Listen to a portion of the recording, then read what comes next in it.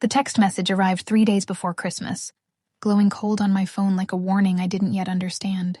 "It's better if your daughter doesn't come this year," my mother wrote. "She makes things complicated." For a moment, I couldn't breathe. The words sat there, sharp and final, as if they'd been rehearsed. As if my 6-year-old child had been reduced to an inconvenience. On the floor beside me, Ella was sitting cross-legged, tongue peeking out in concentration, as she wrapped a hand-drawn card with too much tape. The paper was covered in crayon snowflakes and a lopsided snowman. In the center, in crooked letters, she had written, "Grandma." She looked up, eyes bright and hopeful. "Mom," she asked softly, "will Grandma like this?" That was the moment something inside me cracked. For years I had carried my parents quietly. Every month, without fail, I paid their rent. No announcements, no guilt trips, no conditions.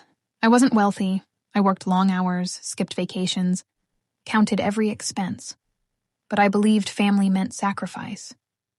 It meant showing up even when it was hard, especially when it was hard.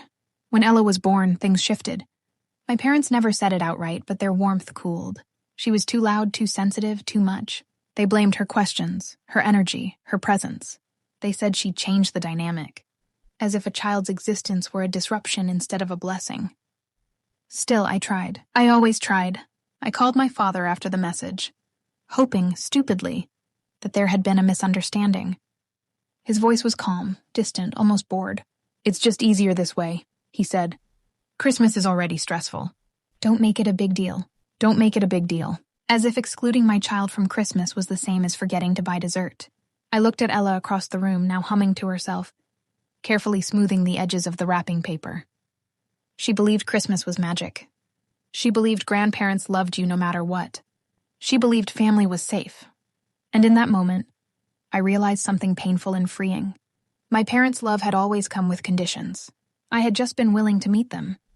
My daughter hadn't and shouldn't have to. That night, after Ella fell asleep clutching her card like a treasure, I sat alone in the dark. The house was quiet except for the hum of the refrigerator and the weight of years of unspoken resentment. I opened my banking app. The familiar number stared back at me. The rent payment I had sent every month, like clockwork, like duty. My thumb hovered over the send button, muscle memory ready to obey, and then I thought of that text message. Of, "She makes things complicated," of my daughter's hopeful smile. For the first time, I didn't press send. Instead, I locked my phone and let the silence settle. It wasn't anger I felt, it was clarity. A deep, steady understanding that protecting my child mattered, more than preserving a fragile peace built on her exclusion. The next morning, I woke up lighter. Nervous, yes, but lighter. I told Ella we'd have our own Christmas this year. Just us, pancakes for dinner. Too many lights, new traditions. She smiled and said, "That sounds fun, Mom."